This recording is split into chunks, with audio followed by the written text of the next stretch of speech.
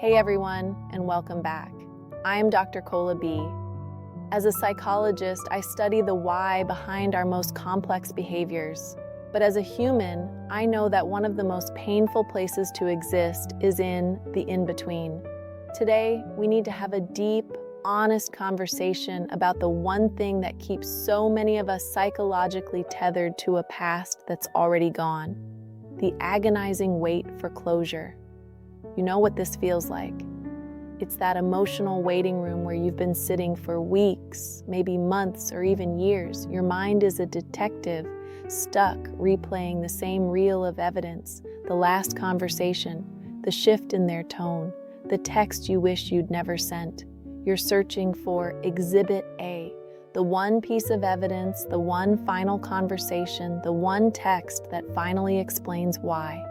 You tell yourself, if only I could just understand, if they would just apologize, if they would just admit what they did, then I could finally move on. You are stuck believing that the person who hurt you is the only one who holds the key to your healing. I'm here to give you the clinical, unvarnished truth, and I need you to hear me on this. They are never going to give you that closure. And today, I'm going to show you why that is the most powerful, painful, and ultimately liberating gift they could have ever given you. The psychological trap: why we crave closure. Let's start with why this feels so impossible. This isn't a weakness. This is a biological trap. Your brain is a storytelling machine. It is neurologically wired for narrative. It needs a beginning, a middle, and a clean, satisfying end. When a relationship ends abruptly or with ambiguity, betrayal, or worst of all, with silence, it leaves what psychologists call a cognitive open loop. In the 1920s, a psychologist named Bluma Zygarnik discovered what's now called the Zygarnik effect. Our brains remember unfinished tasks, incomplete stories, and unsolved problems with an obsessive, intrusive intensity.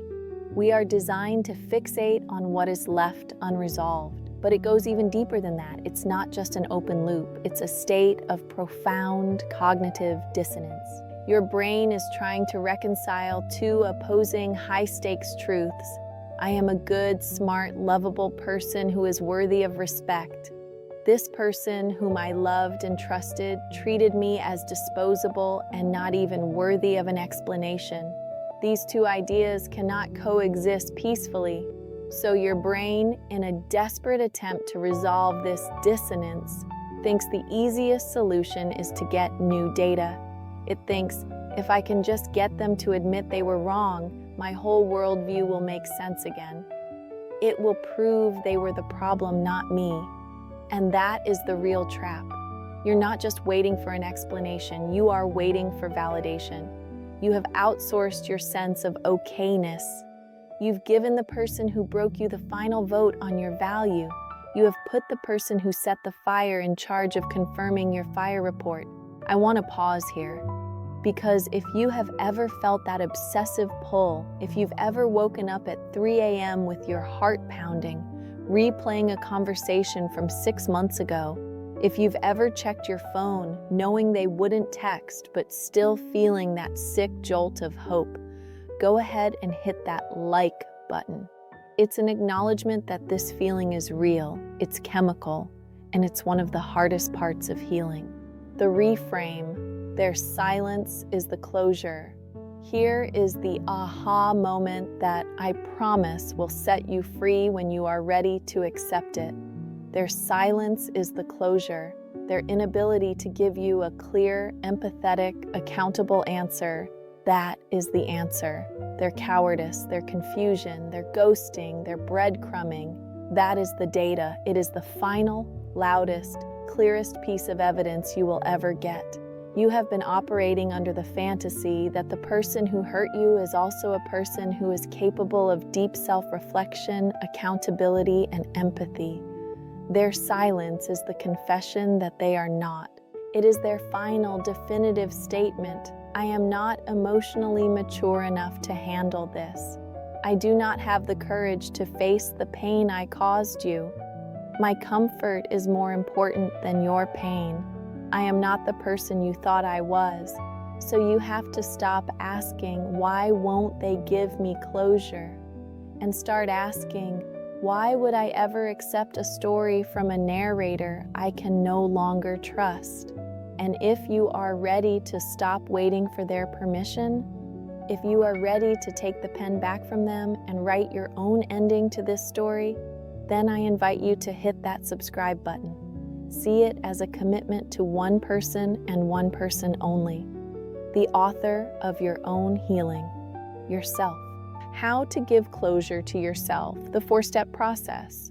So how do you do it? You can't just decide to be over it, but you can take active psychological steps to manually close that loop for yourself. Step 1, grieve the fantasy, not just the reality. This is the most critical step. Be brutally honest. You are not just grieving the real person, the one who ignored your texts, dismissed your feelings, and made you feel small. You are grieving the potential. You are grieving the fantasy. You're grieving the person you hoped they would become. You're grieving the future you built in your head.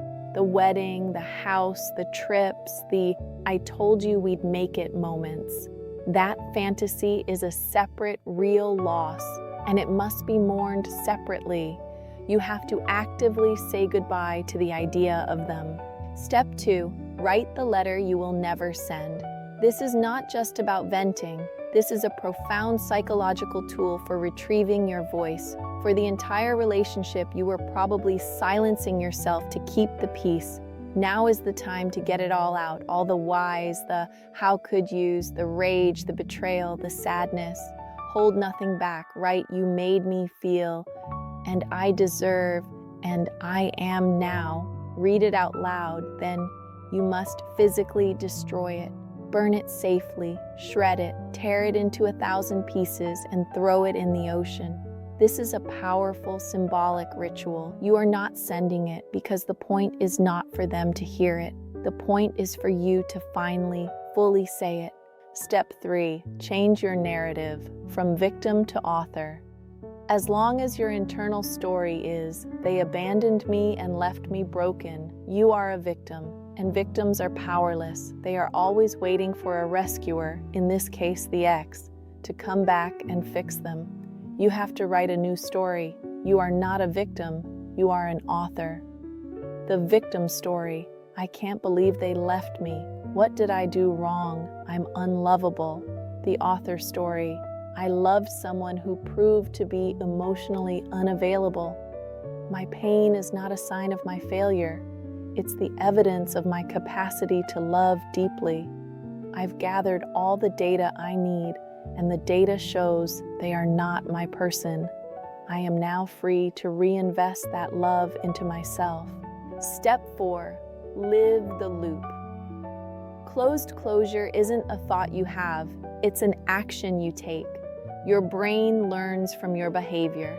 As long as you are behaving like the loop is open, checking their social media, rereading old texts, talking about them constantly, your brain believes the loop is open. You must act the ending, delete the photos, block the number, make that plan with a friend you were going to make with them. Reinvest all that waiting energy into your gym routine, your career, your apartment. When you behave like the story is over, your brain will get the message and finally file it away. This isn't about them, it's about you. There comes a moment in this journey when you have to stop asking, "Why did they do this?" And you start asking, "Why am I still waiting?" You are waiting because you think their apology will finally make you feel enough. But you are already enough. You just need to stop giving the gavel to someone who is not your judge. Closure is not a conversation, it is a decision. It's the radical, courageous, and deeply self-loving decision to stop participating in your own suffering. It's the moment you take your power back, look at the emotional waiting room you've been sitting in, and you stand up and you walk out the door. You don't need their permission to heal, you just need your own. This is Dr. Cola B. Thank you for being here and doing this hard, necessary work. If this message helped you reframe what closure means, and if you're ready to be your own closure, please like this video and subscribe to the channel. Don't forget to hit that notification bell so you never miss our next conversation. And remember, you don't need their apology to heal. You just need your own permission to move on. I'll see you next time.